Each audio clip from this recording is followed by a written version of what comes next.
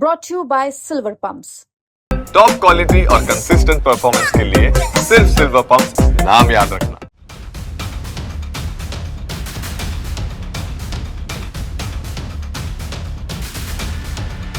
दिल्ली की सत्ता से बाहर होते ही आम आदमी पार्टी के ऊपर मुसीबतों का पहाड़ टूट पड़ा है। बेल पर बाहर अरविंद केजरीवाल, मनीष सिसोदिया और सत्येंद्र जैन पर शिकंजा कसने की तैयारी की जा रही है। तो वहीं अब बीजेपी की शिकायत पर अब ऐसे मामले की जांच के आदेश हो गए हैं जिसकी वजह से अरविंद केजरीवाल दिल्ली का चुनाव हार गए। एक ऐसा मामला जिसने अरविंद केजरीवाल की सादगी वाली राजनीति पर ऐसा बट्टा लगा दिया कि आम आदमी पार्टी की सीटें 62 से घटकर 22 हो गई।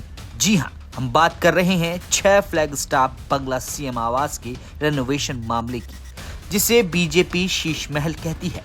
इस मामले में नवंबर से ही सीवीसी के आदेश पर जांच चल रही थी, लेकिन अब 13 फरवरी को सीपीडब्ल्यूडी द्वारा एक रिपोर्ट पेश करने के बाद सीवीसी ने इस मामले में विस्तृत जांच के आदेश दे दिए हैं। बता दें कि सीवीसी ने सीपीडब्ल्यूडी से इस बात की विस्तृत जांच करने का आदेश दिया है कि 40,000 वर्ग गज यानी 8 एकड़ में फैले एक भव्य बंगले के निर्माण के लिए भवन निर्माण मानदंडों का उल्लंघन किया गया था। अब ये कहानी शुरू कहां से होती है? आखिर कैसे अरविंद केजरीवाल को ऐसा सरकारी भव्य बंगला बनाना बहुत महंगा पड़ा, इतना महंगा कि उन्हें दिल्ली की सत्ता तक गंवानी पड़ी। चलिए ये आपको सिलसिलेवार तरीके से बताते हैं। दरअसल इस विवाद की शुरुआत होती है 14 अक्टूबर 2024 से, जब नेता प्रतिपक्ष विजेंद्र गुप्ता ने 6 फ्लैग स्टाफ यानी सीएम आवास को लेकर सीवीसी में शिकायत करते हुए ये आरोप लगाया कि राजपुर रोड पर प्लॉट नंबर 45 और 47 और 2 बंगले 8A और 8B फ्लैग स्टाफ रोड सहित सरकारी संपत्तियों को ध्वस्त कर दिया गया है और नए आवास में विलय कर दिया गया, जो ग्राउंड कवरेज और FAR यानी फ्लोर एरिया अनुपात मानदंडों का उल्लंघन करता है।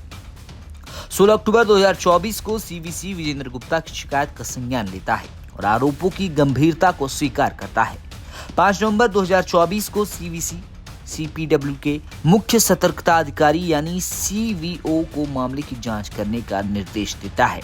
14 नवंबर 2024 को शिकायत को आधिकारिक रूप से CVO CPWD को आवश्यक कार्रवाई के लिए भेजा जाता है। 24 दिसंबर 2024 को प्रारंभिक जांच के बाद CVO CPWD द्वारा CVC को एक तथ्यात्मक रिपोर्ट सौंपी जाती है। 13 फरवरी 2025 को रिपोर्ट की समीक्षा के बाद CVC ने CPWD को मुख्यमंत्री के आवास के नवीनीकरण और लग्जरी सुविधाओं पर हुए खर्च की विस्तृत जांच करने की सलाह दी।